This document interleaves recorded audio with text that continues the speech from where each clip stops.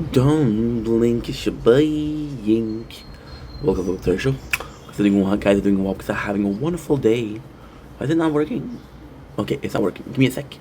Okay, guys are having a wonderful day on this 3rd July 2025. It is very, very early, but we are in a good mood, so it doesn't really matter. We're gonna be making some couple of videos, and that's pretty much it. I'm a bit tired, so a bit harder.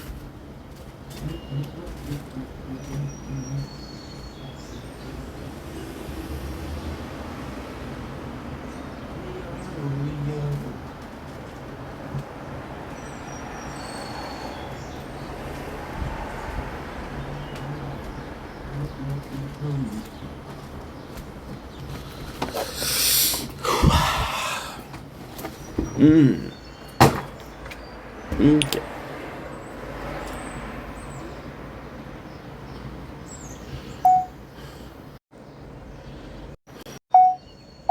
Don't blink, it's your boy Ink. Welcome to our show.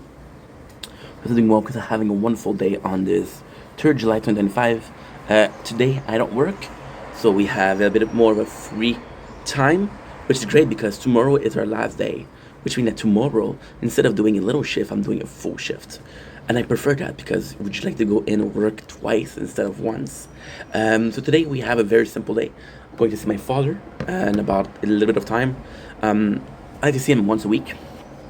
So this is this once a week. But I woke up. I woke up because I was super fucking tired. So I was super fucking tired. So we went to sleep very early on. We went to sleep. It was 11 o'clock. Right now it's 5:47. So we slept a little bit, which is always good. Also, when I wake up, I usually wake up at like 6:30, 6:15. So it's becoming a bit more normal. That being said, the plan of today, we're gonna see my father, and then I'm gonna be streaming some Elden Ring. I'm liking Elden Ring a lot lately, a whole lot. So if I can play this game, I'm gonna be playing this game. I want to make some couple of videos. I'm gonna have to really choose the time today because there's some thunderstorm, and I want to capture that on videos. So that's pretty much it. Then it's gonna be a normal day instead of just making content, and that's pretty much it. So pretty fucking boring, but hey, somebody has to do it, right?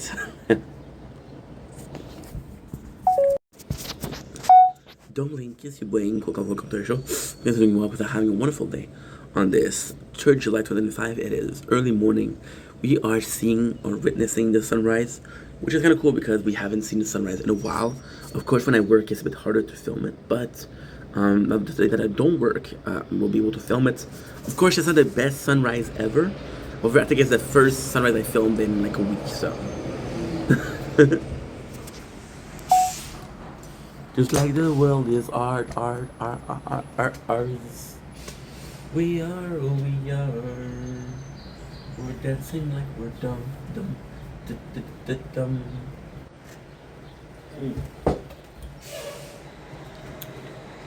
It's not that bad, right? It's nice.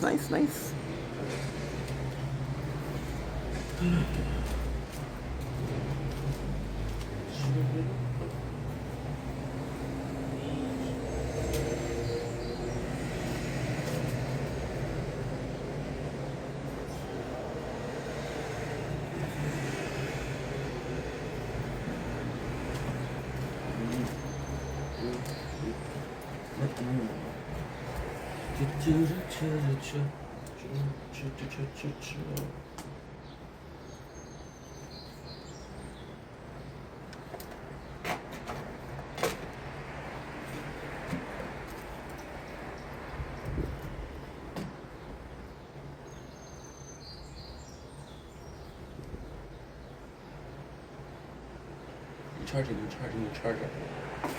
What matters is this. You're charging a map. Good, you're charging. Nice. Okay. Dual channel, Mr. Beast. You can't do that anymore.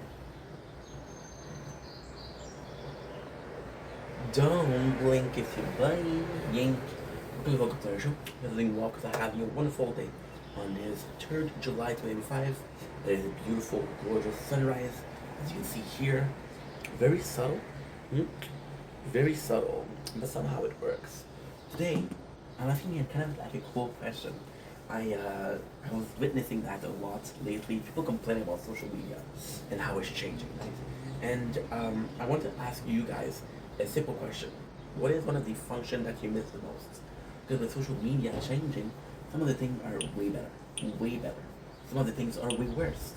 And it's all a question of what you prefer and what you don't like. What I miss the most is how easy it was on YouTube. And I'm more so familiar with YouTube. How easy on YouTube it was to do a PIP or picture in picture. So doing your thing and looking at a small corner of your screen for a video on YouTube. Also, one of the functions that I miss the most is do all channels. So about a year ago, what you were able to do is you were able to go on a channel of somebody and go in their own page, go down a little bit, there was videos, and then you had play all. So play all of the videos of one channel. Now, if you were good, you were able to do random. So it's not in order. There's just something that I really, really miss. What are some of the fun that you miss? Are there, and on what websites? It's harder. It's harder.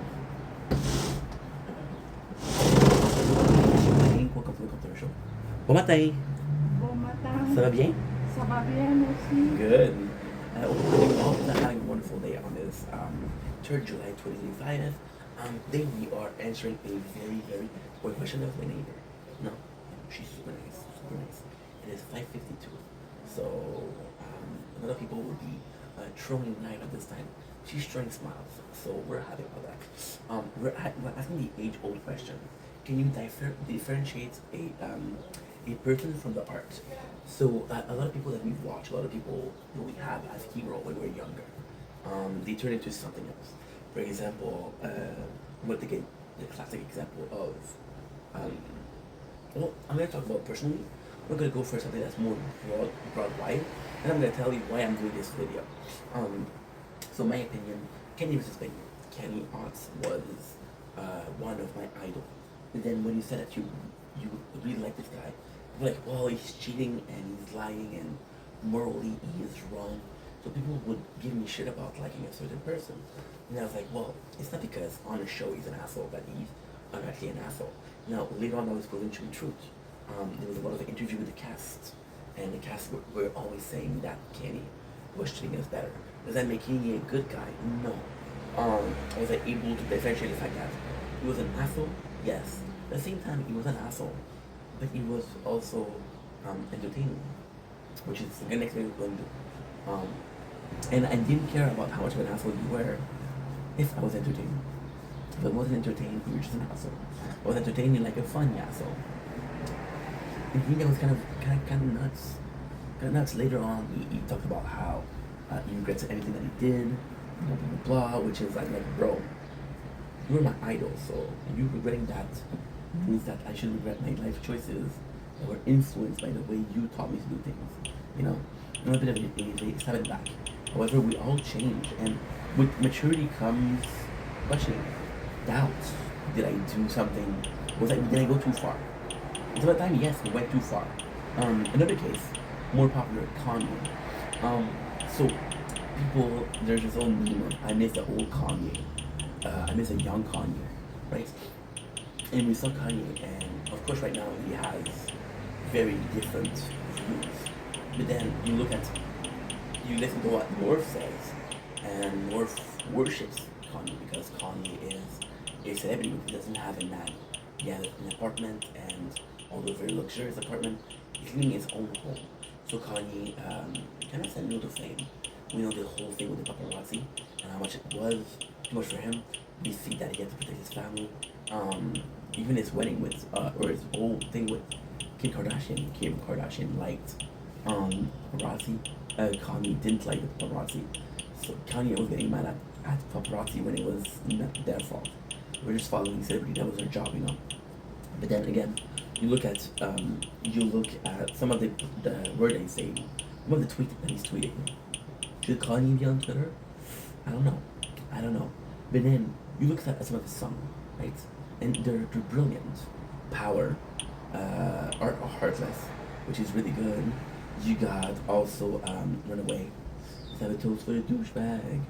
Let's have a toast for the asshole. One that I know. Let's have a toast for the jerk off. Super talented. And even when you look at his documentary, Kanye was a sweet guy. Kanye didn't have it easy. Kanye did a documentary. I don't know. Um, it's something. It's a different name. Not Kanye. It was on Netflix about a year and a half ago, and it was about his mom, Danda, which really guided him. And when he lost his mom, he lost all guidance. So the way he's acting started changing. Like she was also keeping him humble. She was also telling him don't be too egotistical, you know. And when she left, those lessons or those teaching kind of took the border. He was making an effort because his mom was there. Because his mom wasn't there, he didn't make an effort.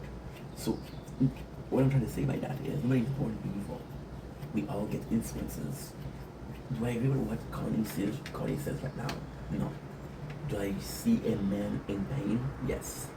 I really see a man in pain.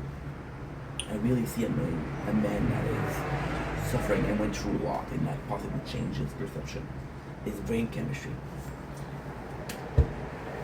Right? So that's pretty much it. Now the reason why we're doing this video is because I told a couple of people that I love right now. People are saying, hey, what are you watching? So as a content creator, I have a small following, of course. And that small following sometimes look up to me for certain things. For example, what they're listening to. For example, what should they watch? And I said that lately what's really making me happy is Barstool. It's Dave Portnoy reviewing pizza. There's just something about it that I really enjoy. I think it's the verbalizing. I think it's the simplicity. I think it's the accent. I feel like there's a certain attitude to it, certain badassery to it. What I like the most is how he's interacting with people. People are like, yo, you should try this pizza. And then there's just a lot of stuff. There's a lot of street smart. You know, it's not about how good the video is or how good the content is. It is instead how enjoyable it is. And then I was told that, oh, you know that this guy's like he has some pretty bad like political views. And I was like, I didn't talk about politics. I didn't talk about countries. I talked about a video for pizza, you know, and people really got on me for liking Dave Portnoy. And at first I'm like, okay, well, that's kind of sucky. I told you guys what I like, and then it was kind of like a bad thing. So next time I'm telling you guys, next time you guys ask me what I like, you're not gonna answer. But is that the answer? That's the answer. And then the question is conviction. Conviction. Should I be ashamed of liking something?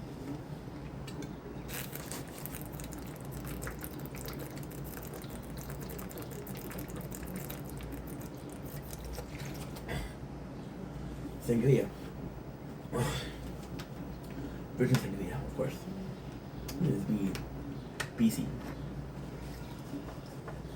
Should I be ashamed of what I'm watching? Should I be ashamed of some of my preference?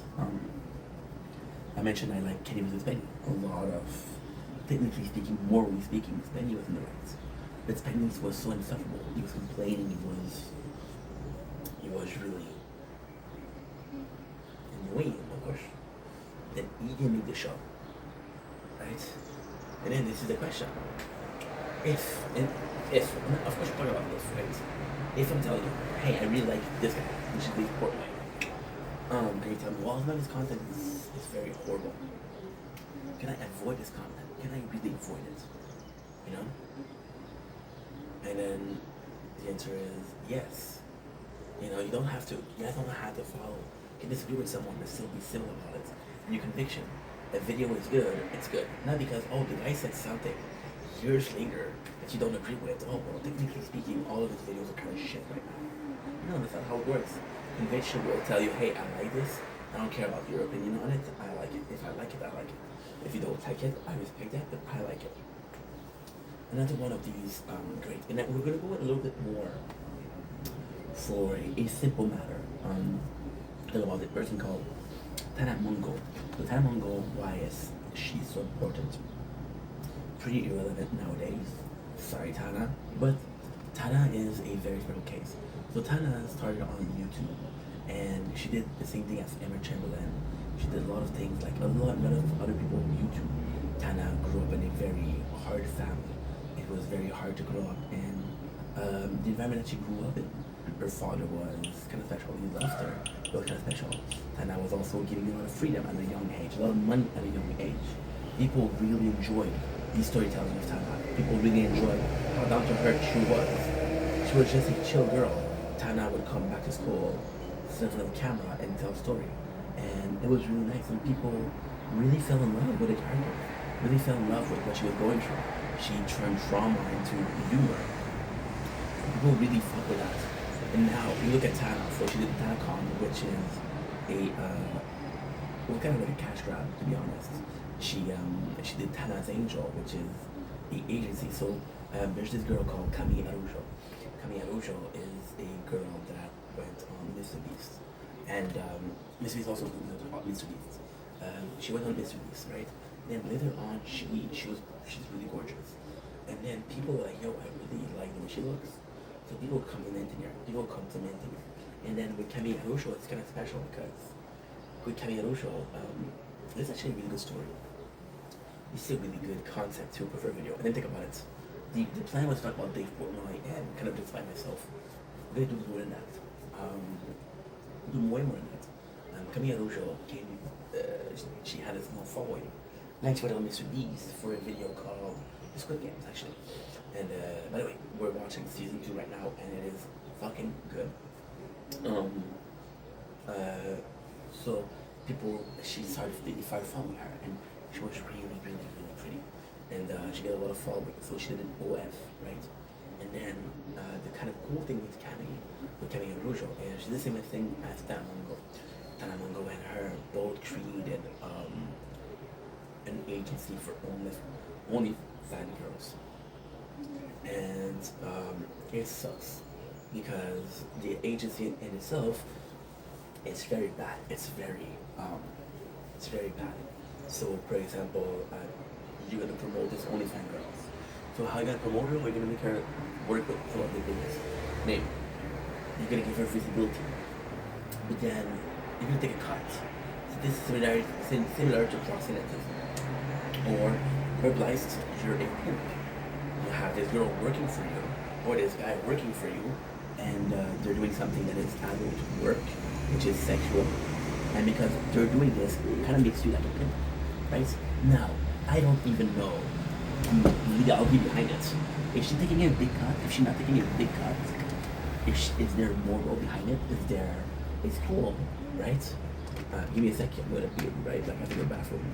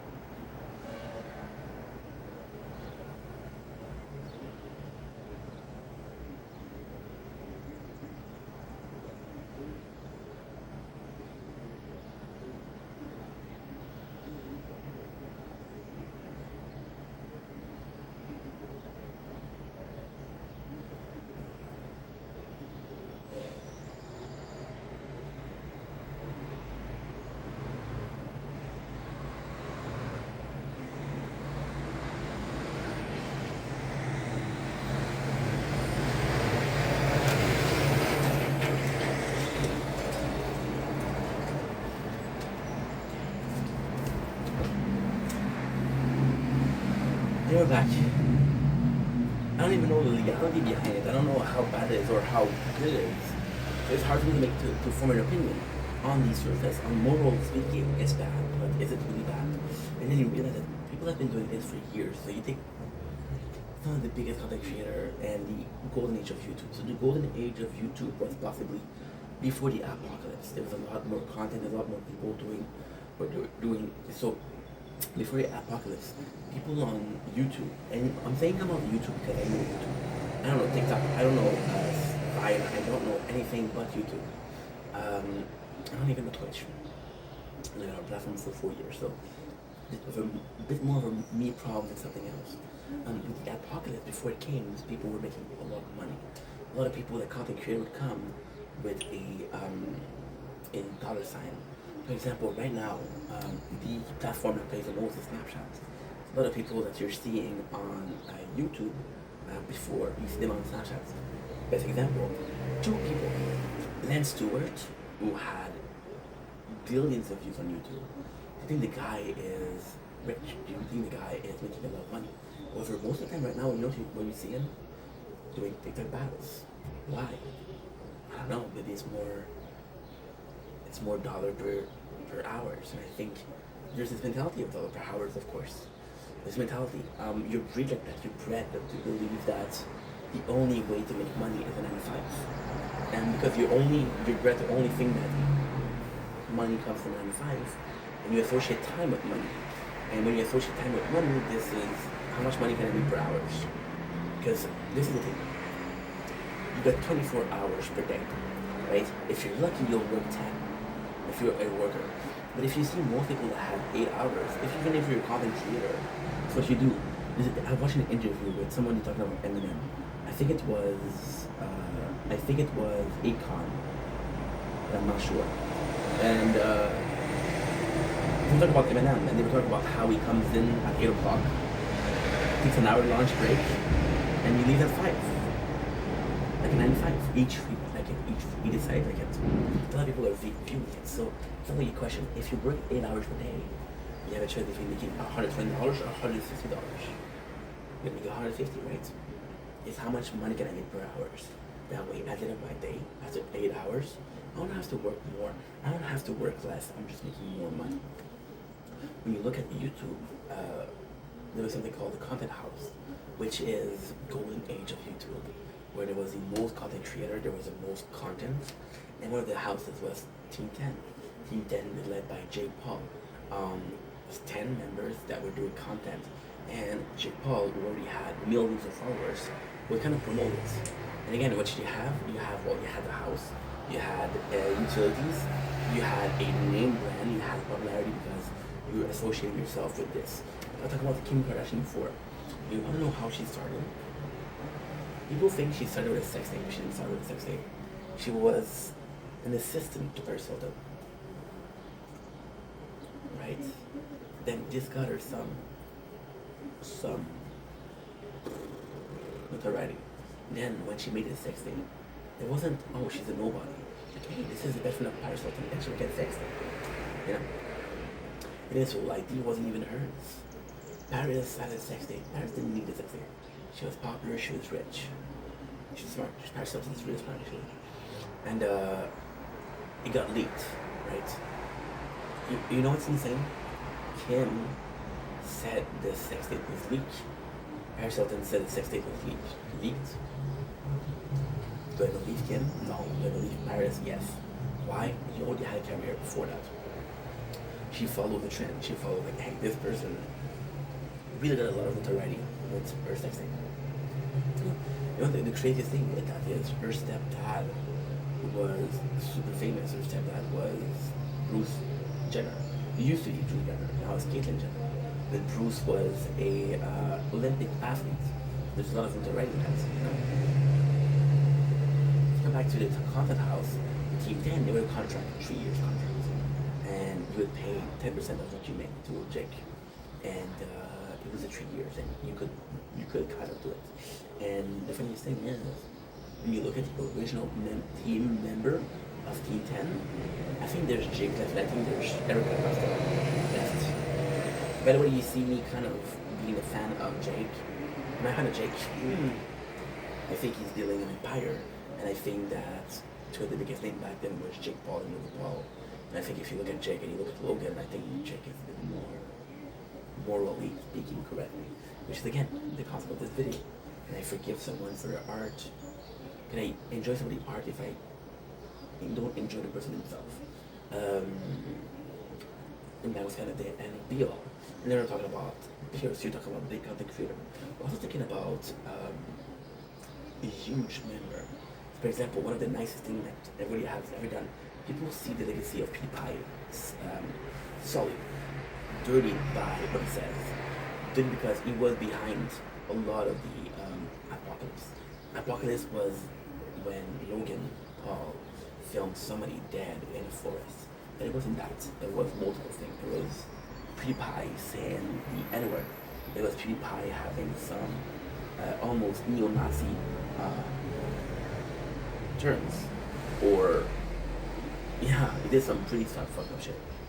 And then, since they were both the biggest content creator, so a lot of the sponsor or people that paid for ads on YouTube left, which means that there were less people willing to do ads on YouTube. They had a more thing to do. Companies started boycotting YouTube. They were like, you know what, fuck you. We're not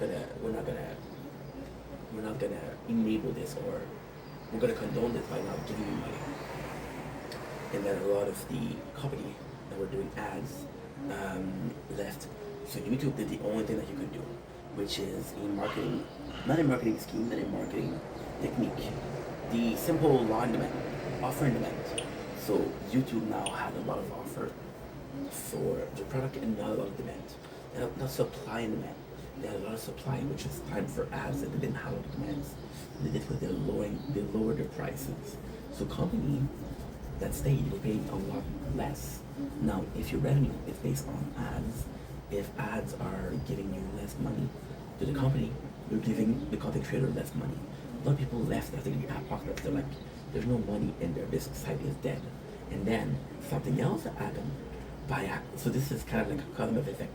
It's actually quite simple, but also quite amazing, because in history, this is one of the only thing that happened like that. So people were paying less for ads, which means that ads were giving you less per video. A lot of people, superstar, that were there for the money, left. Now, those people leaving for the money brought in views, brought in traffic to the YouTube. For example, out of your day, you're watching 10 people videos, you're watching 10 YouTubers, right? Now, and if they didn't leave, they start making content. Now, you're, out of the 10, 6 of them left. So the 6 people that you used to watch, you don't watch anymore. Which means you're spending less time on the website. Which means that the website is making less money. Which means it's paying its content creator even less. You know? It's nuts. It's nuts. The same thing happened with Twitch. Twitch is trying to be more politically correct, which means that a lot of people are moving to platform like Kicks. And a platform like Kicks that allows you to do more will be a better platform for IRL streaming. And right now the popular thing is IRL streaming. Look at the Streamer University, that's IRL. That's pretty much the biggest thing in the last 5 years. It's all like that right now, you know? That's kind of crazy. That is kind of crazy. I've heard some people saw an opportunity. I entered MrBeast. MrBeast saw a huge opportunity. Well, a lot of people are leaving making content and want to start making content. And MrBeast, when you saw him start, the things that he was doing were really good. I'm going to be reading the Bible. I'm going to be reading the dictionary. Or something else. For example, he said, I don't remember if it was Jake Paul or Logan Paul, but he said the name for 10 hours. No, I think he said Logan Paul for 10 hours, and then he said he saw It's Everyday Bro for 10 hours, right? That's how he got a lot of popularity. MrBeast became the biggest thing. MrBeast kind of brought a good face on YouTube. It was about giving money, it was about charity, it was about, I have money, play for money. right? And then it really kind of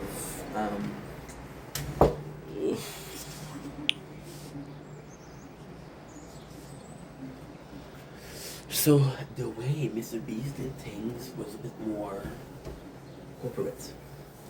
It became a lot more. It became a lot more. Um, this is actually crazy. It became a lot more about quality of content. So back in the days, we're talking about 2010, 2012, 2016. Very big content creator had a team, and that team was a couple of things. You had a manager, you had a cameraman, you had a editor. That was it. But you had those four things. You were balling. You were balling because the manager could get you contracts, sponsorship, shit like that. The cameraman meant that you didn't have to focus on putting the camera. You didn't have to focus on where am I filming. All you had to do was talk in the camera. It made things simple. It makes you less. It makes you more creative because you have to think about one thing. And then you had an editor, which would do clips of you, which is still the case today. Clip farming is huge today. Clip farming, which is trying to get clips out of the streamer, because shorts are now paying. Shorts are paying. There's money to be made in shorts. They're paying a lot less. So, if you were lucky, you had that. Nowadays, everybody has this. Everybody has a cameraman. Everybody has an editor. There's people studying to be editor on social media, which is insane.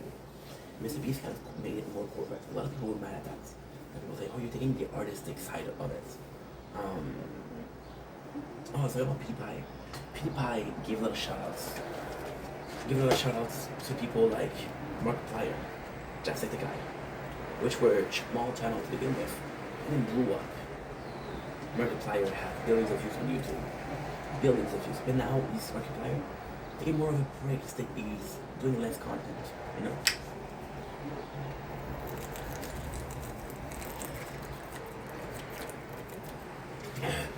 Yeah, the little scandal lately. Markiplier. He uploaded a video on YouTube that was an hour long, and the audio was cut off. He made a mistake editing. There was no audio. So that video, in 15 hours, had millions of views, and there was no sound. It just goes to show how much people care, you know. But then with Mr. Beast, he created stars. I reacted to 3 Mr. Beast videos.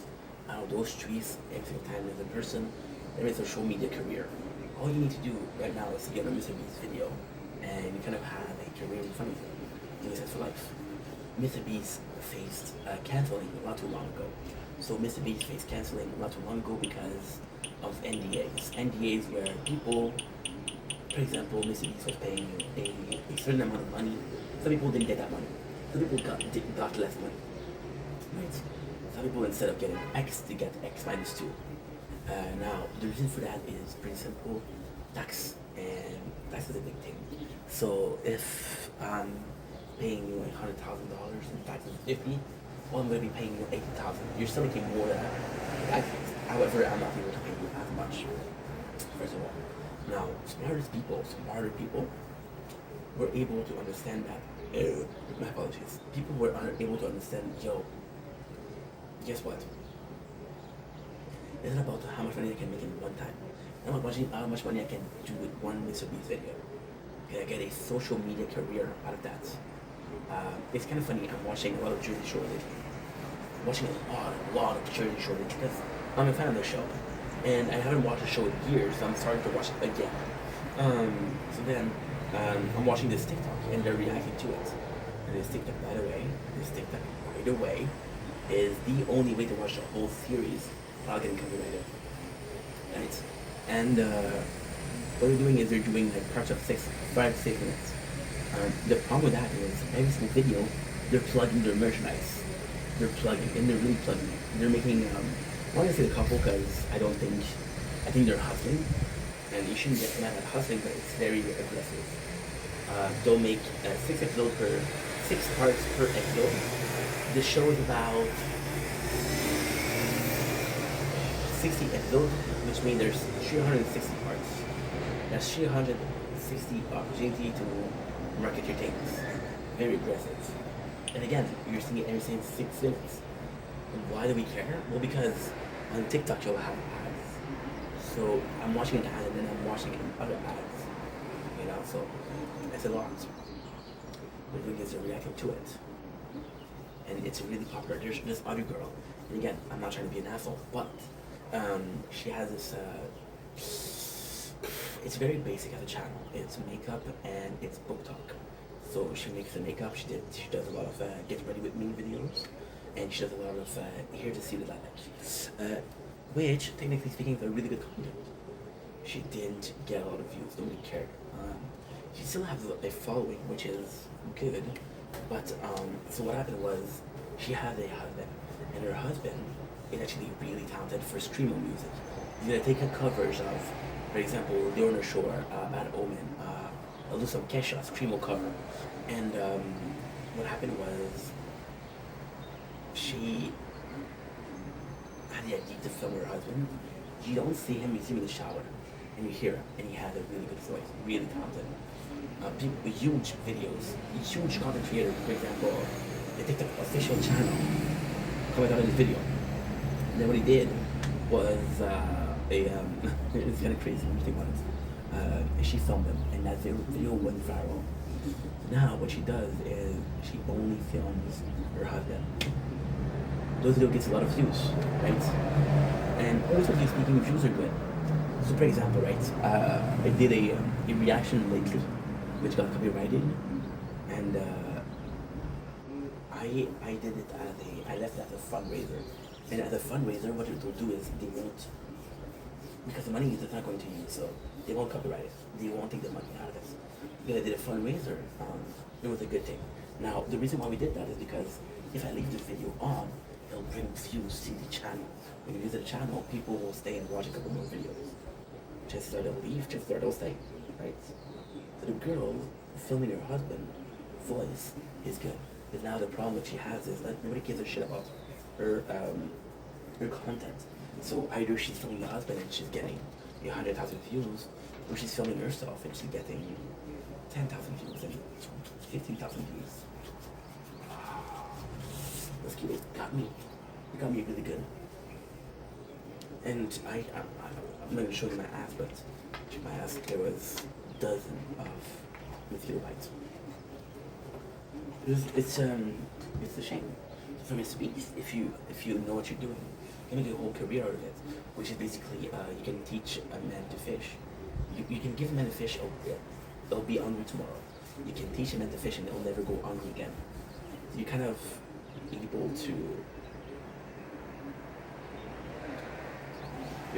able to spend a shit ton of time. Your career. Then ultimately speaking, everything has an end, which is really cool. Look at this. You saw the sun out on the clouds. It's a really good thing. It's a really, really good thing. It's a really good thing because of making a career, but you still owe.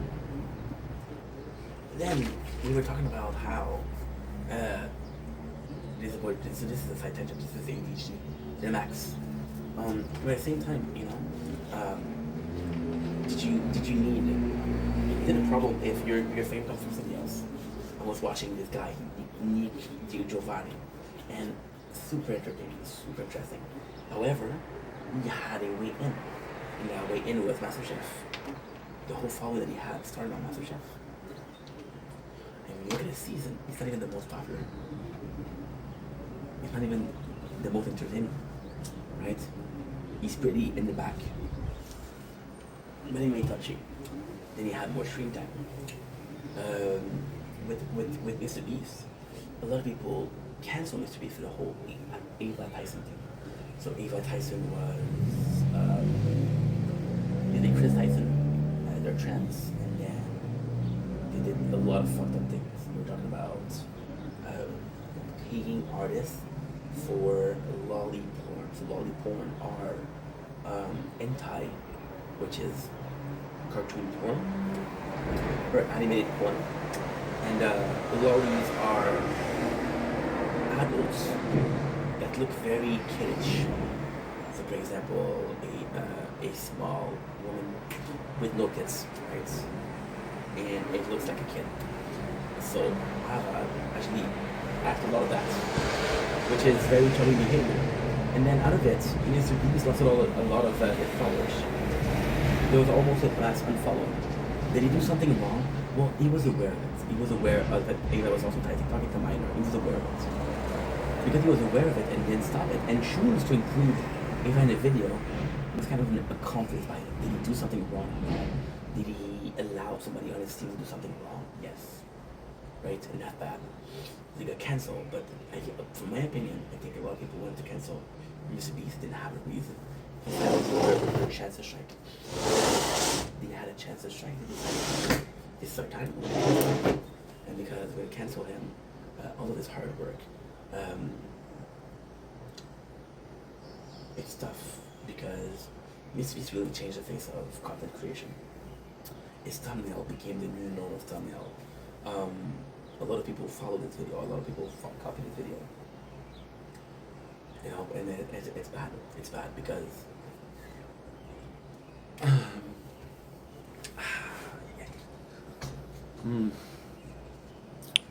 it's bad because how can I say this?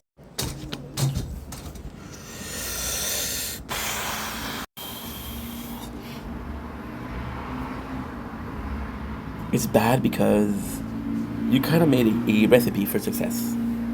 Now, the recipe for success equal, well, guess what? As long as I do the same thing as he did, I'll be successful. Wait a second, where's my video? There's 30 gigs. Love the death for peace of mind.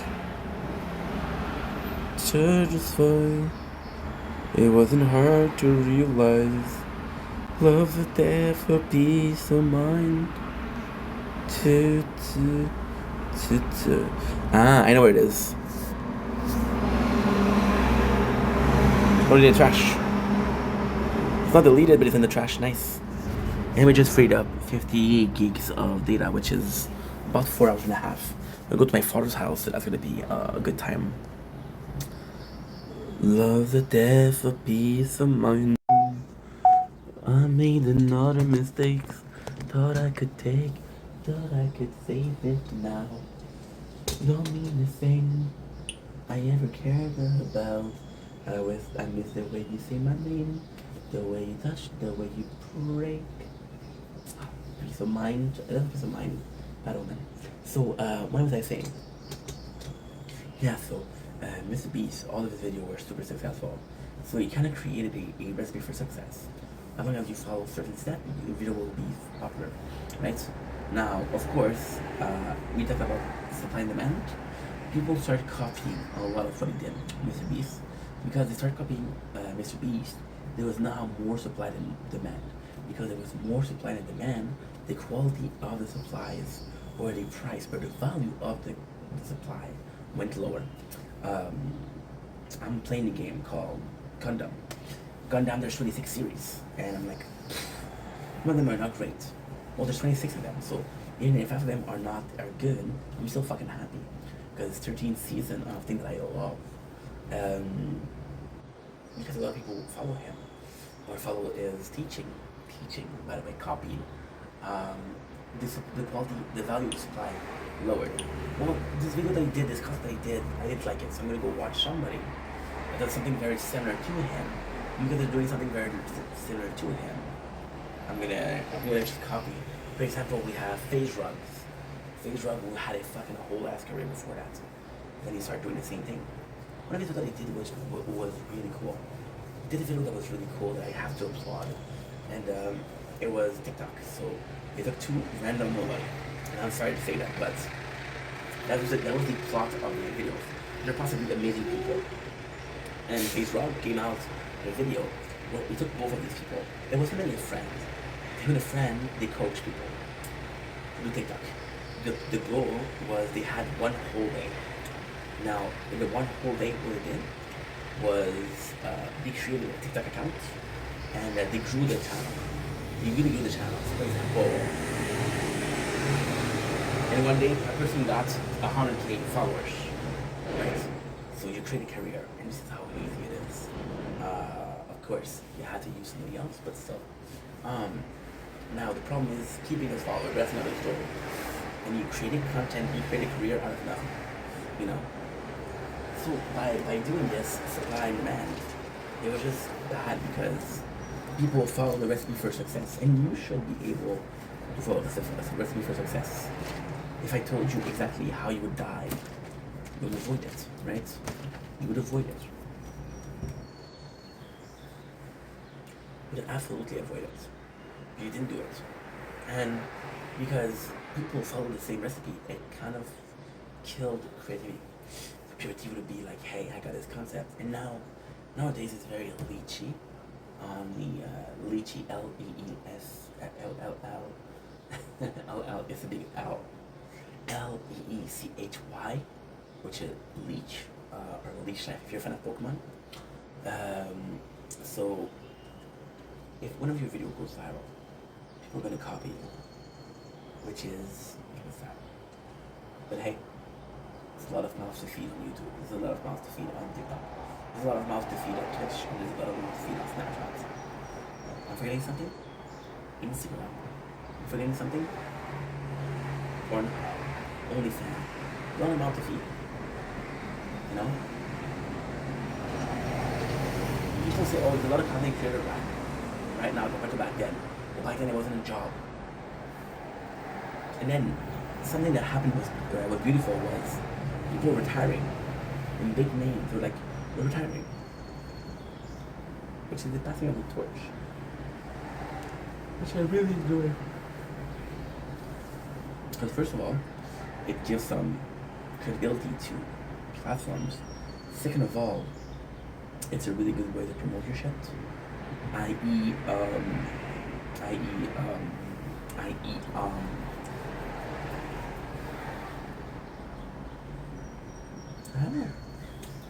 I don't know.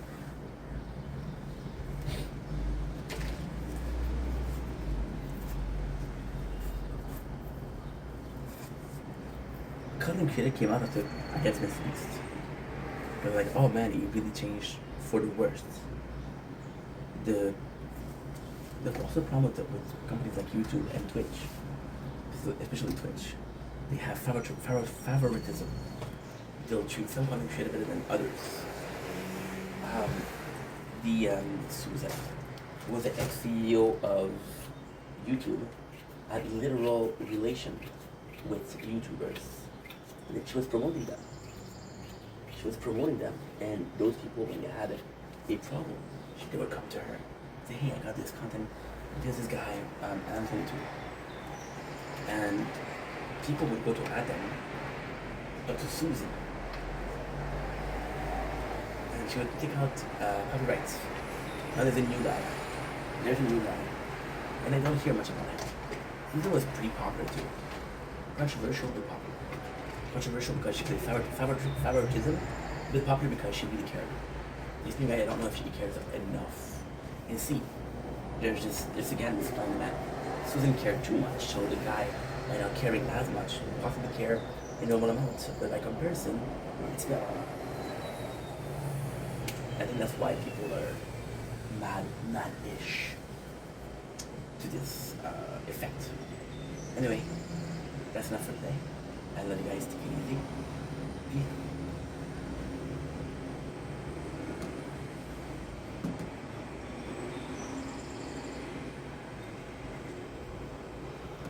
I never cared about it.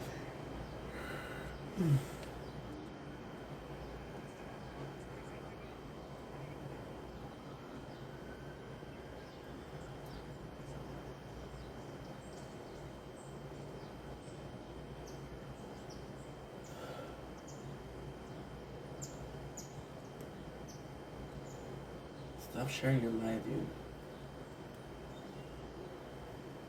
So shitty to do. So shitty.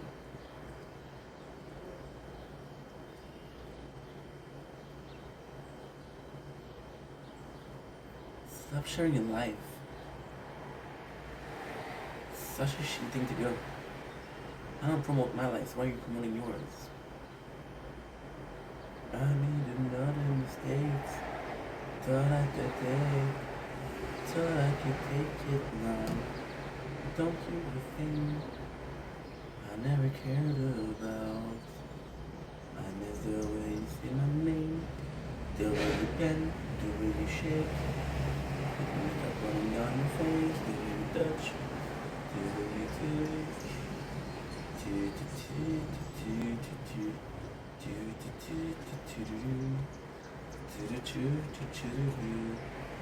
Love's a death for peace of mind. Truth and call the time. Hope you open my life. It wasn't hard to realize. Love's a death for peace of mind. Choo choo choo choo choo choo choo choo choo choo choo choo. Choo doo doo doo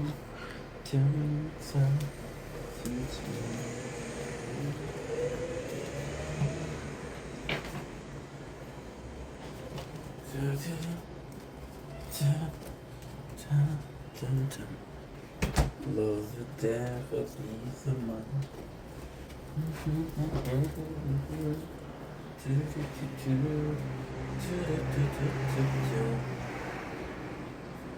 Don't blink, it's your buying. Welcome to the show. Hoping you all have a wonderful day. Our day is, drumroll please, 3rd July 2025. It is the early morning. But we're doing good. We are running on two main components. Four main components. First components we're creating in the house. Main components we're having drinks and chocolate macaroons, which are delicious. Third, I'm already up, so I go to sleep. And lastly, motivation. Today we're doing a video for the gaming channel. You're right, we're doing a Gundam series. So right now we're kind of busy because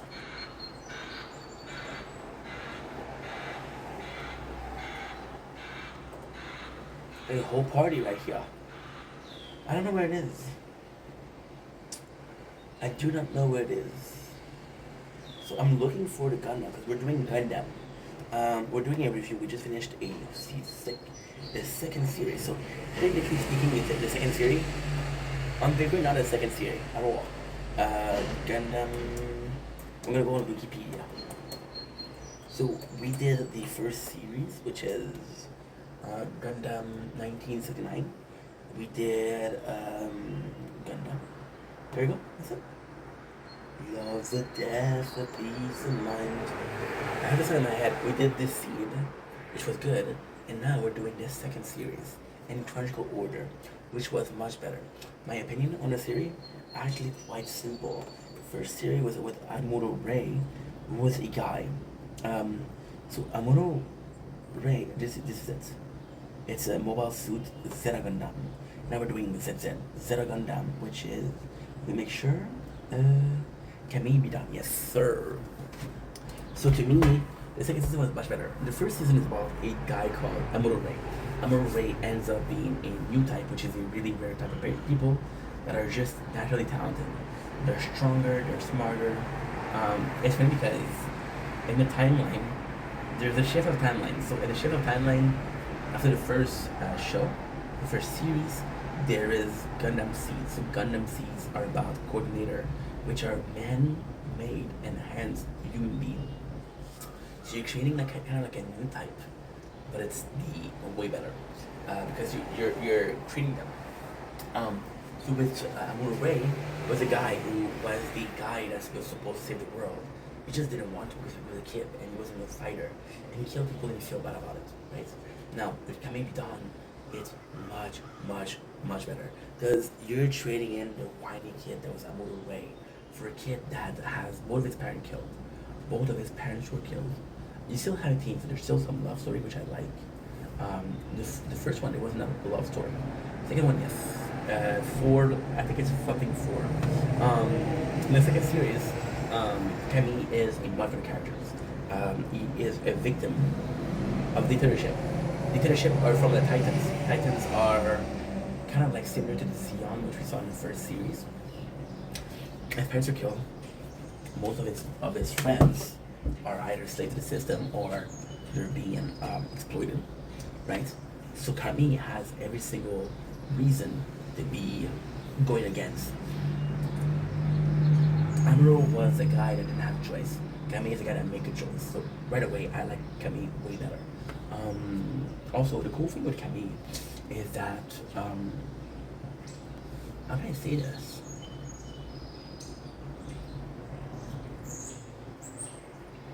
That he knows who to follow. For example, Amuro Ray followed a couple people. He followed a couple people because they were somewhat of a superior, right? It's a very army type stuff. So you have private, caporal, general. I don't know fucking know. Admiral. With Camille, he's following people because they have leadership capability. So he follows a guy, and that guy is Quattro. And Quattro ends up being Char Aznavour from the first series. So the Char Aznavour, not only is he super talented, but he is also a new type. Not only is he a new type, but he's very, very charismatic. If you want to follow someone, you can follow him. You know that if you follow him, you'll be good. First of all. Second of all, there's people like Boa. So although the second series feels a little bit more complete with characters, the second series is we have this character that we like and we want more. In the third season, which we're doing right now, which is I don't even know the name. We're having an overdose of Gundam right away because I did 3 series in like 2 weeks. What's the next one? Zeta is also really good. Zeta by principle is also really big, really good, really fucking good. Gundam. Why is this actually so good? Well, because in the first one, there was all the question about the Gundam, the piloting. Amuro Ray piloted the Gundam MK2, one of the strongest Gundam in existence. So he didn't even need to be strong. All he had to do was to follow, to use his Gundam. With Zeta, they started creating Gundam that are piloted by new type. So for example, they're specific to new type. For example, there's 2 new type, which is 4, which is the love interest of Kami and Kami. And since they're both new type, their Gundam is responsive to who they are. So it's the quality of the driver, the quality of the machine. Gundam ZZ. Gundam ZZ is something I don't like because you see Bo again and it's just boring. So Kami as a it's a big negative. Kami as the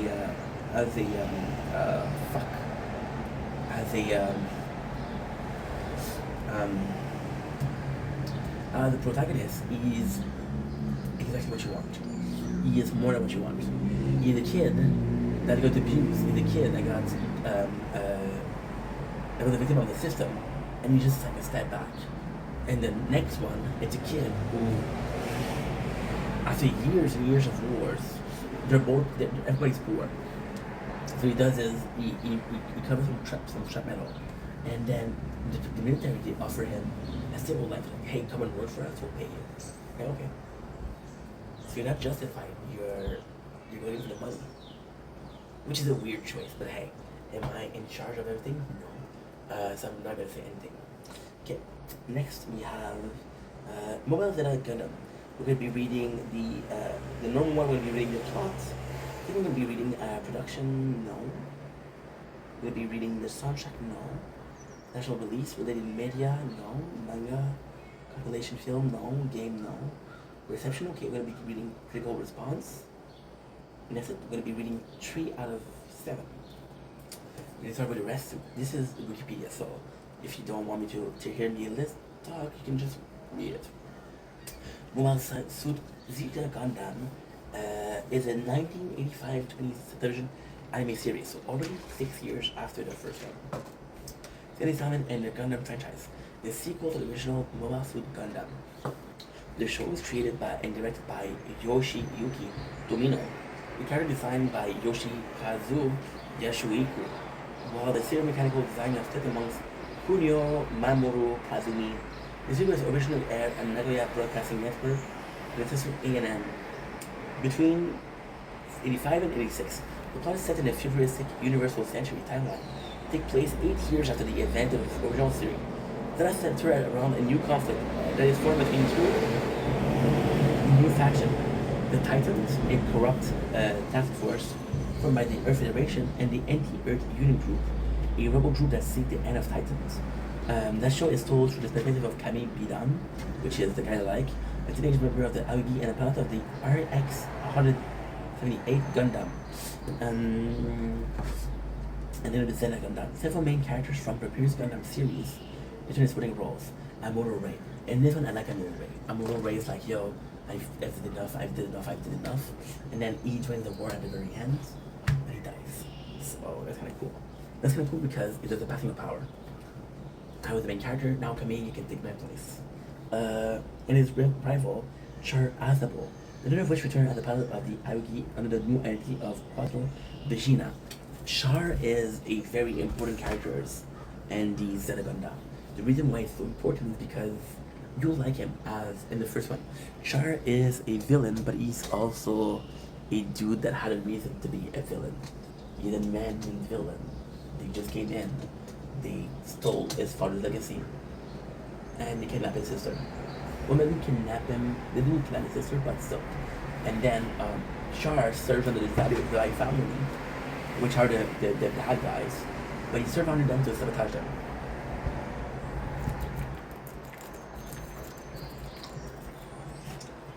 And the fun fact is, even though Char is a bad guy, he ends up killing more bad guy than the main character, which is Amuro Ray. Crazy, right? Crazy, right? Often regarded as one of the best shows in the franchise, Jimmy Spencer is Dark Team character with an improvement over his predecessor. Between 2005 and 2006, the series was produced and compiled into a film trilogy. I'm also Zeta Gundam understand new translation. This is exactly what I'm watching. Through still intimate, we know it involved many changes to the original storyline. The film was considered a success in Japan. Plot. Okay. The series follows a rebel group of Anti-Earth Union Group as they try to defeat the Titan. An elite task force of the Earth Federation designed to hunt down Zeon remnants, which is ruthlessly killing one demanding equal rights for its space citizen in cold blood. This is kind of the okay. This is kind of important. In the first series, we had the Zeon, and the Zeon were people that were driven off the space. They were Earthlings that were driven off from Earth and like, yo, I'm in space. So at first, the Zeon kind of used that to their advantage. Like, holy shit, I guess to dictate who lives on Earth and who lives in space.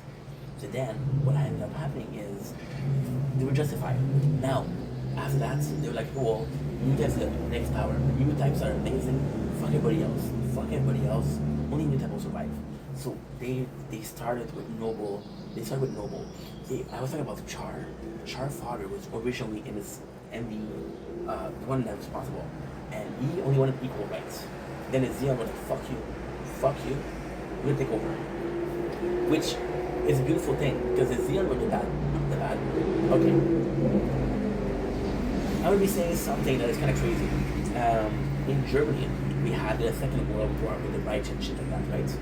And then people were mad at Germany as a whole, but some people didn't do shit. Right? This is what's going on with Zeon. This is exactly what's going on. And it's 1985, so it's after that, so it could be inspired by that. The story of the Gundam is told through the viewpoint of Kami Bidan, a civilian teenager and a mobile suit pilot. Parents are engineer working for the Earth Federation. Titan, while traveling the Green Noah planet to meet his parents, is insulted by and Shaka Titan of surname Jared Massa. The cool thing with Jared is he's an asshole all in all. And Jared is actually a really well-made character. Jared is an asshole, he's a bully. But every single time that he's fighting with Kami, he keeps on getting defeated. So then, by getting defeated, he becomes justified. Is justification or vengeance? Is he an asshole? Yes. Is he more than just an asshole? Absolutely. You see this guy, Kami, who's supposed to be weaker. This guy literally has like military training, and it's being defeated by a kid. Now the reality is, first of all, Camille has a better Gundam. Second of all, Camille is also a new type, so the new types are again stronger than normal be. So it's like, yeah, you know what I mean. It's tough because at the same time, you kind of justify being mad at Camille. It's like, yo, you kind of cheated, right? And Camille is mad at him because you're a bully. Even if I'm cheating, you don't deserve to win.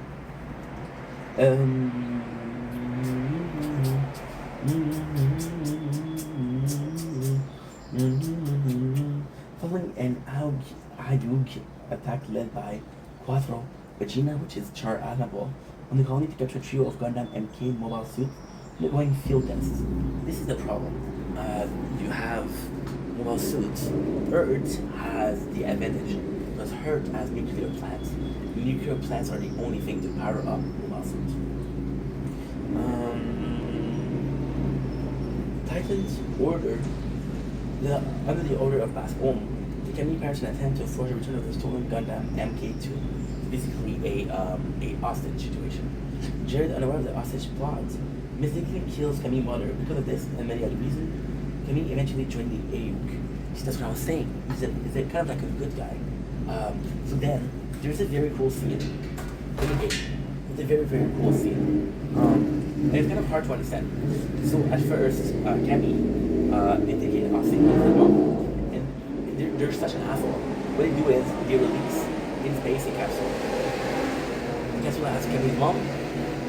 She's in the middle of she's in the middle of what should we call it? She's in the middle of the battlefield.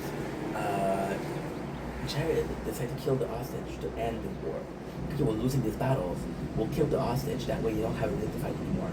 And then Camille, he's like, you killed my mom. And then the first reaction of Jared is like, your mom? He didn't know. So again, he did something horrible, but he didn't have the intention.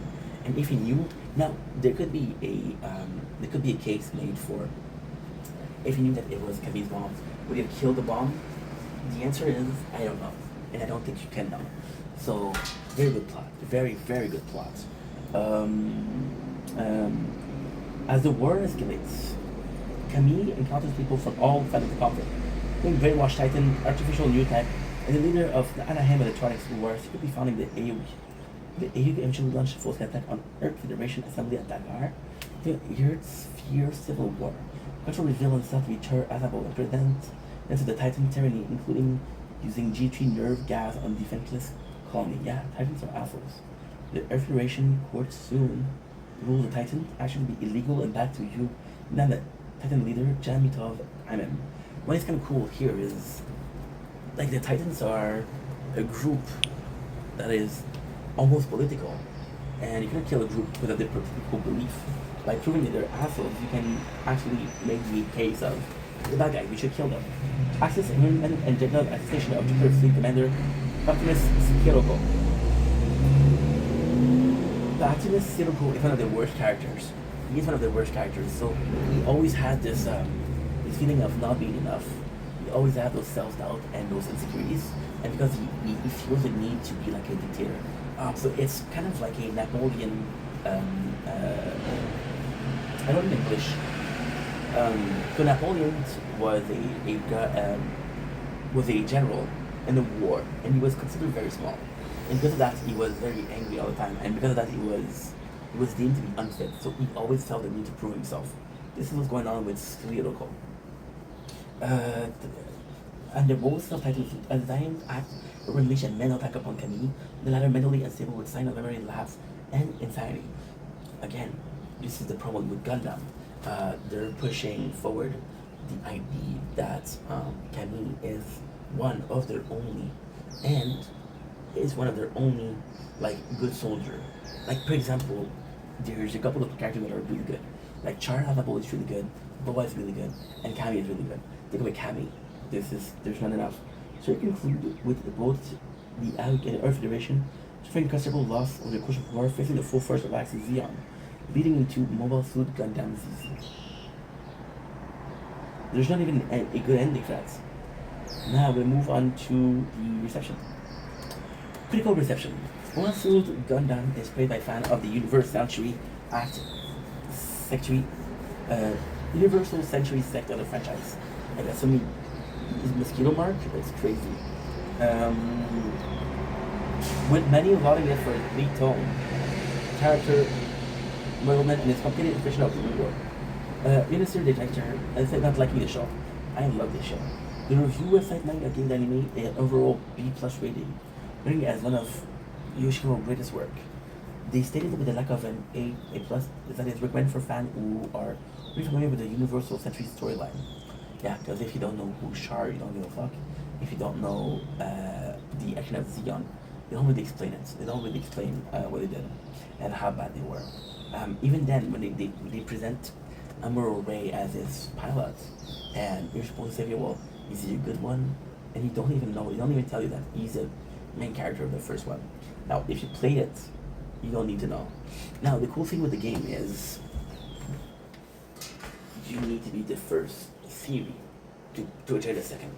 So with the series, you wouldn't have a choice but to learn that is the main characters. You don't have a choice because you just play the Amuro Ray, which makes sense. But watching the show might be a different thing. My apologies. Yeah, I view the original film trilogy.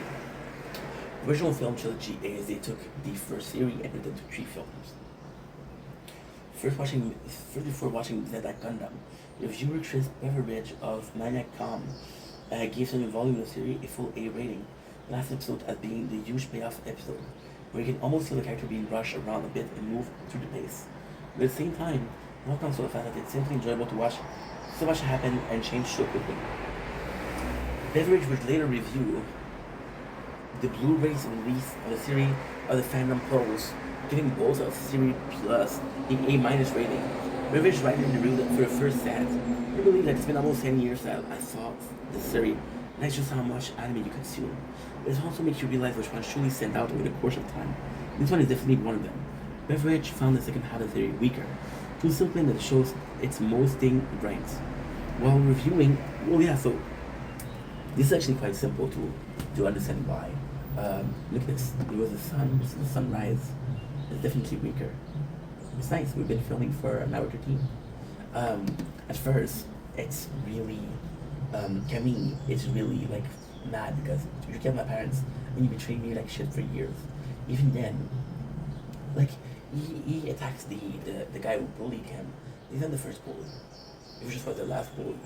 At the end, it's not about that. It's like, okay, well, this is our particle versus their particle. And in that case, why it's not great, it's simply because we saw this already. I'm sorry, I'm talking a lot, huh? Oh well. While reviewing, okay, the Blu-ray Ollie Barter of Forbes gave the show a rare review, even nothing as possibly the greatest Gundam series ever made. Barter praised the series' more realistic approach to war and striking design to many different robots. She defined the transformation mechanic out of place that have more grounded reality. Barter our city of Anime News Network, with the series in a review of the first Blu-ray release, made up for the first set a B. Praising it for its powerful storytelling.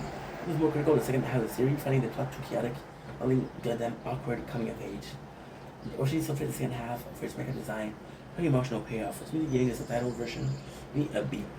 I mean, when you understand that the Zeta is directly,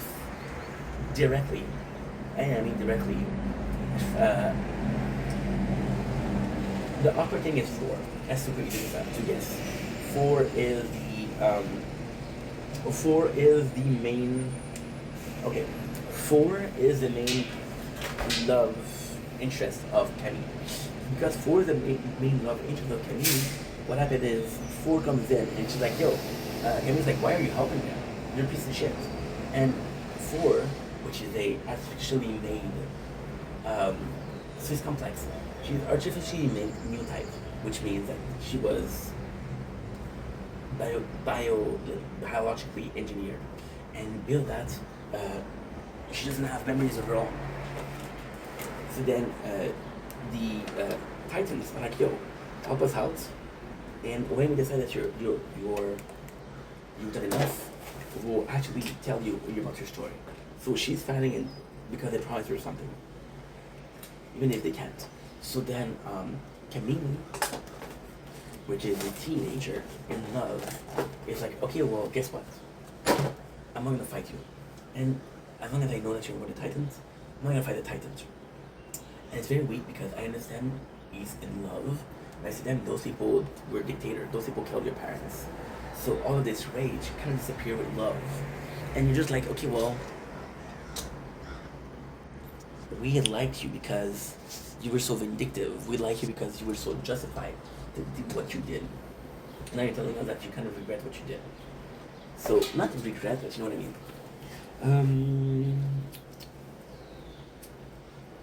Coming quick resources listed Mobile Suit Gazeta and as a best Gundam anime since their 2020 list. And the series was later ranked as highest rated Gundam show on IMDb. Boston Brand, one of the biggest distributor of Gunpla model kits, the Japanese learned to in the East, Zeta Gundam, the top show, watching the franchise. The Zeta is actually way cooler. I have a new Gundam, and it's tree form, and it's just beautiful.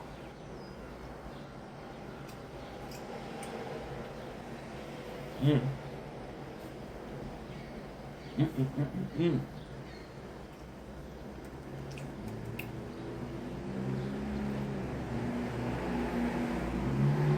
Does that make it help?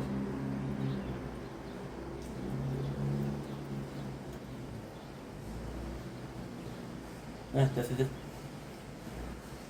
So, Mobile Zeta and the books.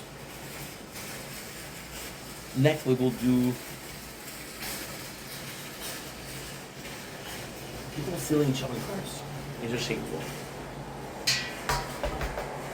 Just shameful. Next, we'll do Gundam ZZ. And I thought I'm gonna take a break because I'm watching a lot of Gundam uncompetitive. So, what I think I'm gonna do is actually fight smart. Either I'm taking a break or I'm playing one of these side story, side story. Because you see, it really felt different. So maybe I'm tired of seeing, I don't know. We'll figure it out. Okay.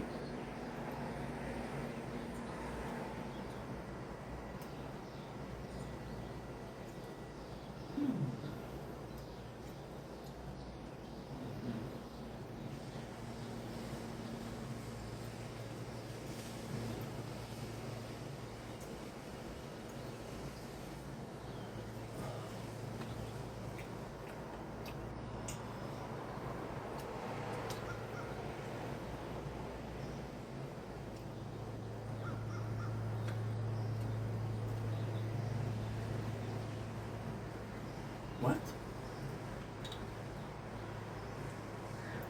Wait, what?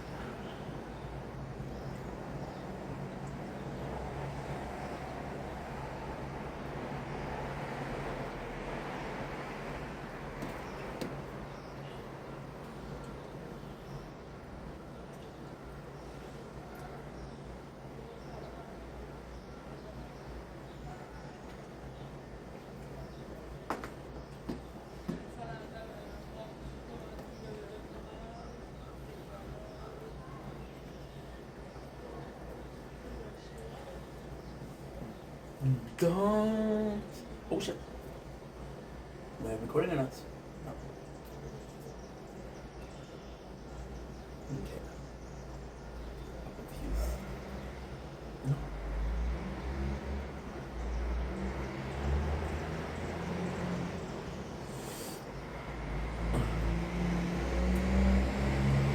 Don't blink.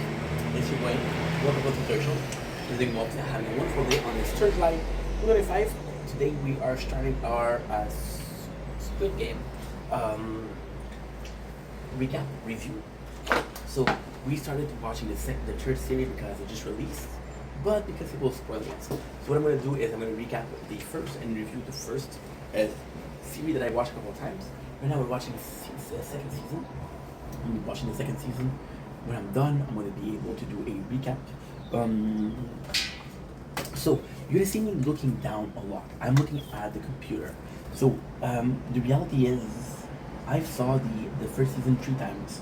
I didn't really watch it, and then even then, I'm not gonna have enough knowledge of the second season to really like do a proper recap. So what I do is I like to go on my computer, look at the show, look at the scene by scene, and then looking at the scene by scene, you really are able to do a nice storytelling. So we're gonna do season 1, the one today. I would love to do season 1. I don't know if I'm gonna be able to. I'm gonna give myself a little bit more than 40 minutes. Why? Because 40 minutes for a video is actually very long, and I got shit to do today. So season 1 episode 1, 1, 2, 3. Soleil, which is sunshine or sun in English. So the show starts very simply with a with a storytelling. Oh, by the way, since I've watched the show so often and I know the show so well, maybe spoiler. So the first thing that we see is very, very old school games. Now it's in black and white, which is really cool. Why? The black and white kind of symbolize old age, and when you know who was behind the whole Squid Game, you kind of see that was him. That was him behind everything, which is really cool. We see our main character, which I'm not gonna pronounce the name because I don't have a good memory. Jin Hoon, okay. Jin Hoon. And what is really cool about season 1, episode 1 is we really captured the athlete aspect of it. He's a guy that owes money, he's a guy that is kind of like a shitty father. He tries to be a good father, but kind of is a shitty father. Now, I want to specify something that I find very, very, very important. When I say that he's a shitty father, I don't mean as a shitty father. I mean, so you can try to be the best person without being a good person. He's trying to be a good father. He's trying, but he's not able to. And because he's not able to, he ends up being a bad parent. Using his mom. The cool thing is, because I saw season 2, we see him betting on the races, right? Give me a sec. Yeah, he's betting on the horses race. And the funniest thing is, you see this guy right here, and his best friend. That's a main character, by the way. His best friend is in the second season as a member of the Squid Game. Okay, before we start, I should have done this before. I'm sorry. Squid Games are what? Squid Games are taking a bunch of people that have financial needs and saying, you know what? Win the game, we'll give you money. Now, that's what they tell you. What they don't tell you is everybody else will die. Everybody else will die. So yes, you can win the whole Shazam, but everybody else will die. This is kind of important to know. Why? Because would you do it if you know that you had a chance to die? No. So he's betting and then he loses. By the way, we're seeing that he has problems, so they follow him. I don't remember if he got the importance. Then because he has no money. And the craziest thing is, it's a really shitty thing that he did. His mom should give him money. This, you see, I'm still able to do a good retelling. Sorry, even if I'm not looking at it. His mom gave him money, and the money was for his daughter, or her granddaughter birthday. He took the money and went to the horses race. And then he was able to get fried chicken and then able to get this small gift, which is not really cool, but the daughter is actually a good character. Now, technically speaking, we're going to see the event start of Squid Game. So you meet this guy, and this guy is absolutely important. He is called the salesman. So this guy, the salesman, is, and what I'm gonna do is I'm gonna spoil it for reals. I'm gonna really spoil it. Um, One of the best. He is arguably okay. So I don't. I haven't heard a lot about season three. I don't know how it ends, sadly, but I haven't heard a lot. So in second season, there's a lot of characters that we like. There's Thanos. Thanos is a K-pop idol. Super cool. The salesman. Salesman is easily the best person in Squid Games. Who is the salesman? The salesman is going to take people that have financial needs and they play a game. And this is actually a really cool game. He says, I don't know what the name of the game is, I don't know. But you play a game. If you win, 10,000 yen, which is about $100. If you lose, I slap you in the face. I slap you. And I slap you hard. So the reason why he's doing that, the reason is how far are you willing to go for money? Are you willing to let me inflict pain upon you multiple times? And if the people says yes, I'm gonna give them a card. And that card is gonna be the access to the Squid Game, which is the show. So you see the main character is like, yo, let's play. So I'm gonna slap. And the main character is kind of an asshole. Again, it's really cool because we established John He as such an asshole. And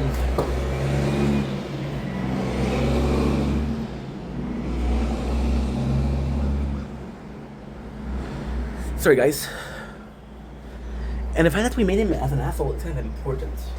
Because when you're in a Squid Game, when you realize people will die, you can kind of feel bad for him. However, you're like, okay, well, he deserves it. He fucking deserves it. He's an asshole. Now, let's go back to the salesman. Why is this salesman so good? He is an incredible actor. He has a face before me, which he can do a whole half of his face smiling and a whole half of his face serious. And he's really a character. Super charismatic, super good. I'm going to talk about this season 2 a little bit. I know this has nothing to do, but this is just showing how much I love the salesperson, the salesman. Now, I'm going to tell you a secret. I'm going to do this for the first season, do this for the second season. So what we're saying right now, I'm going to repeat it. So what he does is, and that's actually really cool. This was a social experiment in itself, and this is something that I need to talk about. So in the second season, he buys a lot of so it's a bread bun. So the bread bun are super popular in their country. Super popular is what it is. It's a bread with bean paste in it. It's a bit sweet, and those are super popular. But also it's a meal. What he does is he goes to homeless people, and he gives them two choices. Either you take the bun or you take a lottery ticket. And most people take the lottery tickets. The craziest thing that he does, he gives them a coin to scratch the ticket and then give me the coin back. And then at the end, he screams, "You pieces of shit, you are responsible for what you did. I'm not the bad guy here, you made your own choice." And then he takes all the bread and he steps on it and he destroys it. Why? Because most homeless people chose the lottery tickets. Why is that important? Why is that a social experiment? The social experiment is indeed when you're in trouble, when you're in financial ruin, are you willing to go more hungry or you're willing to go a sinner? And that's what he does. Now, we have in season 2, we have his story. What he did was he was hired as a Squid Game person, and he kind of dispensed people. And then he was doing the Squid Game. So the Squid Games, the problem is, I don't know how long it's been. Has it been 10 years, 20 years that they exist? The show starts where our main character, Jin Han, follows or joins the Squid Game. It doesn't start there. It doesn't start. And he saw his father as a member. That's my dad. That's my fucking dad. And then instead of feeling bad for his dad, like he put himself there. You know, this is just as important to showcase how this film thinks. So we have the whole series. We see a couple of slaps, which ends up by the main character joining the Squid Game. This is also super important because we have a person. We let us make the sick. You didn't steal anything, Mom. I earned it all. It works, okay? All day I worked my hands and face off to earn this money for him. You see his mom. This is really cool. This is really cool. So his mom, she's behind him, but she's very sick. Look at this. So he just told her that he worked for it, and she looked at him with disgust. Because she knows he didn't work. So then there's this person that takes care of them. And the person has a fish shop, which is kind of important later on. He goes back in, and what I like here is we're season 1, episode 1, halfway through the show, and this is the Squid Game. So you see, these are the uniform. There's 456 numbers. The 456 numbers is actually quite important. Jin Hoon, which is this guy, Jin Hoon was the last member to join. So with him joining, and this specific scene is fucking important. It's so fucking important. You can find a more important scene. Jin Hoon being the last guy, they always had 456. I don't know why, they always have. The old man that you saw in the picture had the 001, which means that he's the first player to join. And when you get both of them in the same scene, it's kind of cool. So it's like, okay, what is it? And then the old man tells him, hey, there's games here, there's games, you're gonna be playing it. And it's just introduction. So where are we? We're in the Squid Game. The next thing is also super important. We got these characters. This is a gangster. He's the main villain of the show. So why is he the main villain? Because he's strong. So technically speaking, you can, the money goes to the last one standing. So him, he starts killing people. Like there's less competition. This girl, she's super chill. She's a fan favorite. So what she does is, they're all financial ruins. Some of them is gambling, like our main character. Her, what she did was, she has a younger brother or sister, I don't remember. But her parents, they illegally immigrated. They crossed the border, and it costs money. Then what they do is, they ask for the parents, and like, the guy is like an asshole, and he's like, yo, I'm gonna make your parents come in, but I need more money. And every time that she goes, where are my parents? Like, oh, I need more money. So he really, what do we call it? He's really fighting. Really fighting. And she ends up being in debt for years. Now this is cool because for the first time, the main character comes in and says, "Yo, leave her alone." And it's not heroic. You think it's heroic, but it's not heroic. It's just a case of, well, just an asshole thing to do. They get him to stop. Now him showing up is important because you see one of his childhood friend, and his childhood friend is actually super important. So you guys remember the woman with the fish shop who took care of him? Well, her son is supposed to be this great guy. He's supposed to be this guy who has a fortune, and he's supposed to be this guy who really made it, really successful. Now why is that important? Because he in the Squid Game, he did a bankruptcy, he had problem. Now, why is that a good thing? Because it showcases that everybody can be part of the Squid Game. Everybody can be a victim. You never know. And it just goes to show parts of life. Like for example, in the second series, what I just said, it goes to a park where there's a lot of homeless people. Now, these are not homeless people, these are people that has family, that have homes. They're in debt because they didn't make some smart choices. And because they put themselves here, you're aware of everything that happens. Like,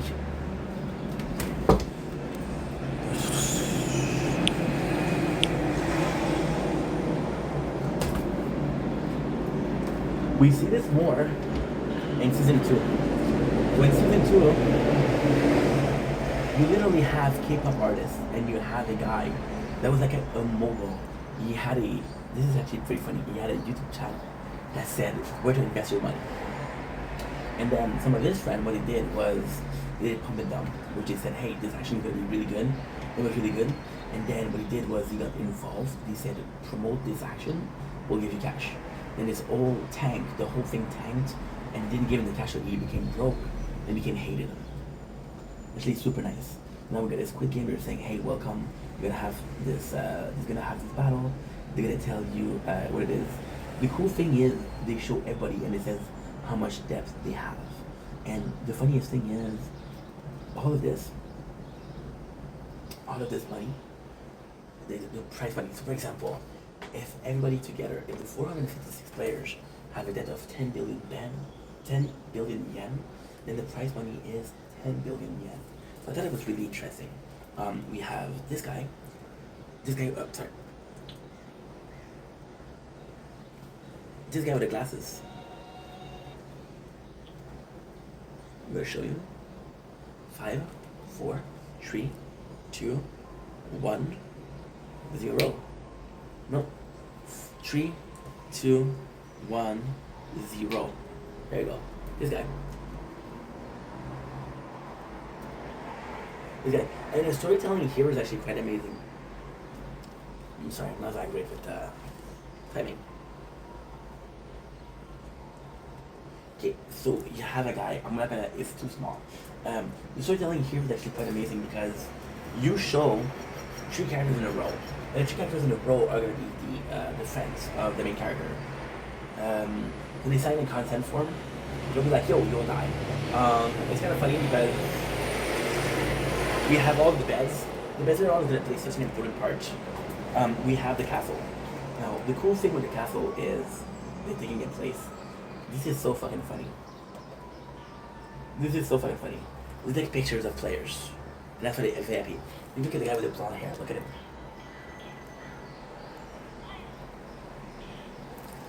He doesn't take it seriously. He's not gonna die. Which is quite nice. And this is the main characters. Ji-un. Now this picture is super important. Super important. Because this is season 1. And season 2 is gonna have to do the same thing. And in the same picture, the exact same picture, but he's not smiling. So this is the mental state of people, which is kind of important. We're going in the first. War. We have our first game, which is green light, red lights. Okay, you see him well here. This is Mr. Hero, the hero of the village, the one that was the most popular, the most successful. You know, but he didn't make it. So green light and red light is actually quite phenomenal. So it's kind of crazy when you think about it. So there is this statue that has glasses, right? And what we'll do, green light. When it's green light, you can move forward. When it's green, red light, you have to stop. You cannot stop moving. You can't move. So then, when you move, they kill you. Here is one of the most important characters. This is the frontman. So, with the Squid Game, there's a hierarchy. There's this, the spawn, the spawn. So what they do is they do. I think I have a massive Squid Game. Give me a second.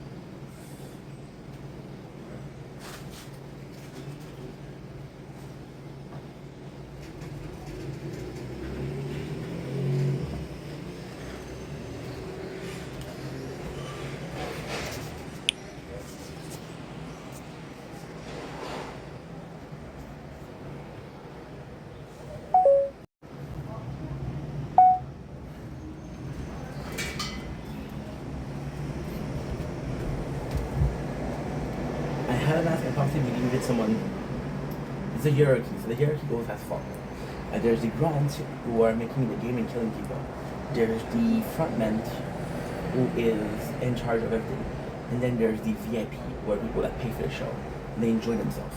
And it's crazy because they're masked, they're hidden. It's actually really cool. So they do the part.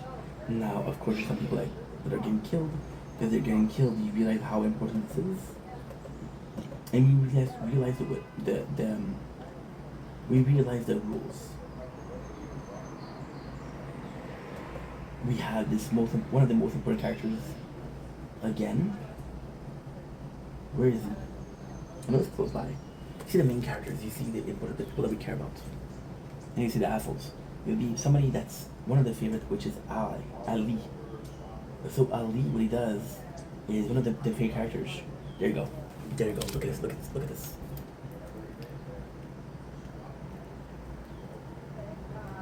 He holds him. You basically save the life. You save the life of the main character. He's about to fall, and if you fall, that's considered moving. So he holds him, and he saved his life. Now, Ali, why is he so popular? Is because he's a foreigner. So Ali brings in the teaching of Hinduism, which is kind of important because he's the most religious person in the thing. We're seeing episode 2. How what they're doing is you see that they're cremating the body. Cremating the body. You see here, cremating the body. Is it important? Not really. It's just to show how little they care about the people, because Squid Game episode 2 got a first night and how much people died. So then, this is a really important scene.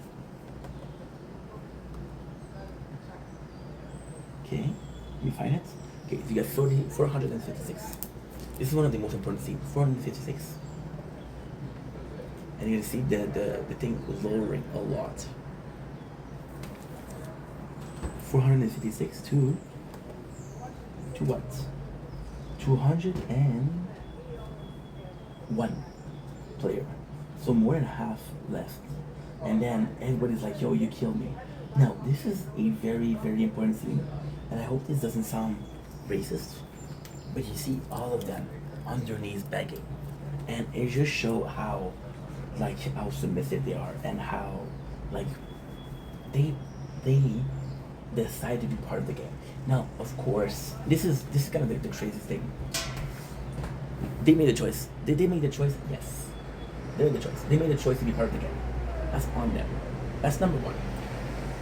But number two is, if one of them read the consent form, it's like, oh, you can kill me. Right? It doesn't say you can kill me, it says like you surrender your life to us. And then when these bad people die, they on their knees and they're begging, like, oh, please stop, please stop, please stop. And then they're like, yo, you made that choice. You made the choice to be in the game. You made that choice. Why are you complaining now? We saved you. At the very first episode, one of the most important scenes of the episode is they're showing everybody how much debt there is. Some of them have millions, some of them have billions yen. They're really in trouble. They're really, really, really in trouble. They're next to being in the streets, right? And they chose to do that. So then when they surrender, like, oh, please save us. Like, why are you begging now? You didn't know what you were getting into, you know? So then comes in a very important part of the game. There's so many people that are asking to leave the game that they are asking, okay, well, who's going to be part of the game? And now they do a vote. The vote is, I'm in the game or I'm out of the game. So now the craziest thing that happened is 99.99. These are all the people. Guys, remember that it's 201 player, because they show that with 201 player. We have 100. The 100 is mute. There's just one guy left. Now, if you're smart, and hopefully you are, there's two people. How do we start from 0 and then we go to 456, or we go for 466 and go to 1? This is where it's tricky. We see the first one, and when he has a green light, red light, he's laughing and he's having fun, right? So you really want the game to continue. And then you got the last one, which is Jihan, our main characters. If they choose to maintain the game, or they choose to leave the game. It's actually quite cool. Actually quite cool. Yeah, it's number one that votes.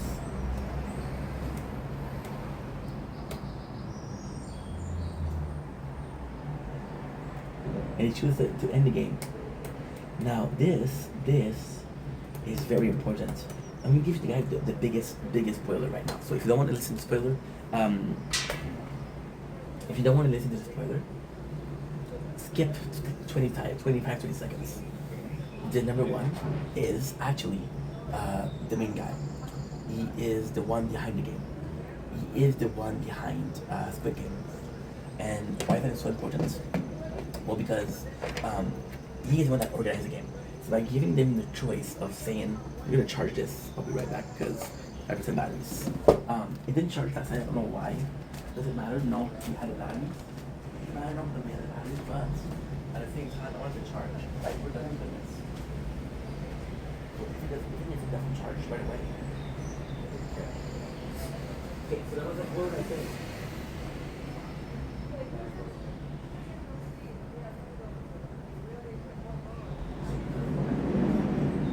Give them a choice.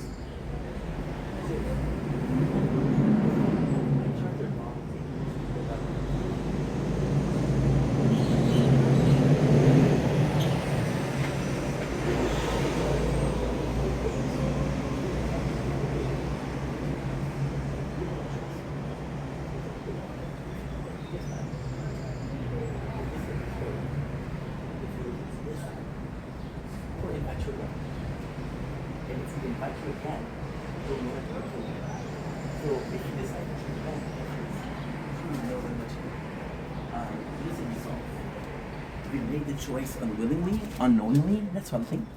Now you're making the choice knowingly and you know what's up. You just decided that you didn't give a fuck. The way that he does that is actually quite important. So everybody goes back home. They go back home and in groups of two. So you got the young girl and the guy, which means they're kind of neighbor. Now the funniest thing is this girl, the young girl, she stole money from him and the racehorse. So because she stole money from him, the fact that he defined her was kind of crazy. But they go back together. Now we're gonna have Ali and the guy with the suit, right? This guy. Now the craziest thing is this guy which is the hero, he charges his phone. The first thing he charges his phone, and because he charges his phone, he's able to see his message, and all his message are you're in debt, you owe us money, you owe us money, you owe us money. This is to showcase that even though people just left the Squid Games, no, they're not in better off position. They're still a financial wreck. So then we go in. There's a really cool scene. We have Jin Hoon. There's actually two good scenes here. So the first one is Jin Hoon goes to police and nobody believes him. However, there's a crazy thing. One of the police officers' brothers is missing, and Jin Hoon has a proof of the Squid Games are real. He gives them the card that they received to begin with, the square, the X, and triangle, which was a Squid Game, and he gives them the card, and then it's a proof that hey, these are real, and then they call it there's a number, and when you call the number from a number that's not recognized, it's sending news to some pharmacy, and then the police like, oh, you're making fun of us. One police officer has his brother missing, and because his brother's missing, the only proof that he has is a card like that. So the police officer know that Jin Hoon is telling the truth. He was telling the truth. It's like, holy shit, this guy's actually for real. This guy's for real surreal.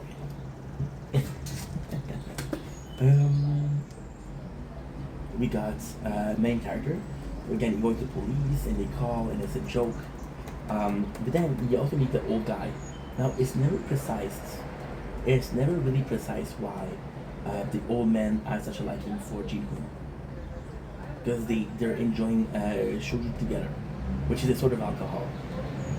So the police officer is, and what is kind of cool is, this is something I really enjoy about the storytelling. The storytelling here is quite nice. You have the characters, and now you know them. So you bring them back into real life. You bring them back into real life, and now you see the struggles. Like, for example, the girls with her brother, and her brother's like, I miss our parents. Why are you getting your parents? Where are they? Did they abandon us? And the girl's like, no, but I can't tell you that we don't need money because I don't want to stress you with that. Now we got Ali. Ali, again, which is an amazing character. I love Ali. Ali is in my top 3 characters. So my top 3 characters would be top 5 characters then. The salesman and number 1. Number 2 is Ji Hoon. Number 3 is possibly Holly. Number 4 is the girl. And number 5 is the frontman, to be honest. The frontman is actually pretty cool. So then Ali owes money. Now Ali, because he's an immigrant, doesn't have like a worker's permit. So he's working for this guy who kind of taking advantage of him. It's like if I'm not paying you, if you're not working for me, nobody's gonna accept you. Who's gonna hire you? So you're my only choice. And then he tells me, hey, you owe me money. You owe me money. And the funny thing is, in the show, Ali lost 2 fingers in the jar. What he does is he put the hand of the guy in the machine. But it does the fingers. Now this is also cool. The girls go back to see the guy who has money. Now this guy is actually super, super important. This guy. So this guy right here. Super important. And the first season, and the second season is actually quite nice. Actually quite nice. So like, oh, you fucked me over, you fucked me over, you fucked me over. Then she'll say, if you don't find him, I'll kill you. Not for the money, I'll kill you. Now we have the mom, and your fish lady, she loves her son so much. Which kind of sucks. Kind of sucks. The police people, they're like, hey. So these are people that go to the mom, and they're telling you, your son owes us a lot of money. The mom's like, okay, well, I'm gonna have to sell my shop. This is my only way to do so, you know? Which kind of sucks. Because there's so much good people. This guy decides to get drunk, but really fucking drunk with the low money that he has. This guy is the prodigal son. And that's when they decide, like, guess what? This is possibly the best way to do it. This is possibly the best way to get money. And now all of them, they're kind of looking for the cards. You got Ji-hoon asking for his friend for money. Now, his friend for money is actually quite important. This guy is very important. So he asked him for money. And he didn't have money. He didn't lend him money. And that's super funny because this is why he's the Squid Game. All of them had a chance to go in. They had a reason to go out. We see the old man and Ji-hoon sharing a soji, which is kind of like a rice alcohol. And what they're doing here is super nice. It's super nice. They're taking a pack of ramen and they're crushing it. Now, this is a huge hint as to something. The old man, constantly talks about himself, how when he was young he had so much fun. He was playing games. And this every single game that he did, like, oh, I played this when I was a kid. So this is kind of important because it shows that he's in charge. You got the gangsters. The gangsters, which are bad guys. The guy with the tattoo here that harmed the girl. They're like, hey, guess what? We're gonna go to the Squid Game. There's a lot of cash. Everybody's gonna go in. I'm gonna rob the place. We are gonna fucking rob the place. And that's pretty much it. Which Jian is asking for money, it doesn't work. He went to the wife. And the wife is like, okay, well, I'll give you money, but you gotta stay out of your daughter's life. So he kind of trade is the money for a family situation. Which again proves he's an asshole. Kind of prove that he's an asshole. And there you go. That's season 1, episode 2. We're 30 minutes in. My battery is at 50%. We're going now on a charge a little bit because I'm going to go to my father's like an hour. So that's pretty much it. Love you guys. Take it easy. Peace. Tired.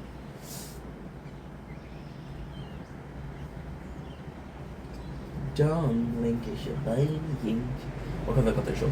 We're doing walks that had a wonderful day on this 3 July 2025. Today we'll talk about the weather, which is just very quick. It's going to be a beautiful day.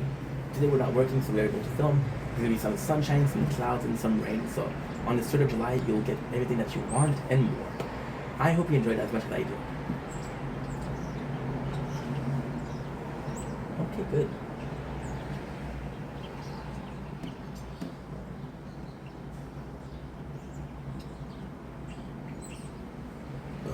My apologies.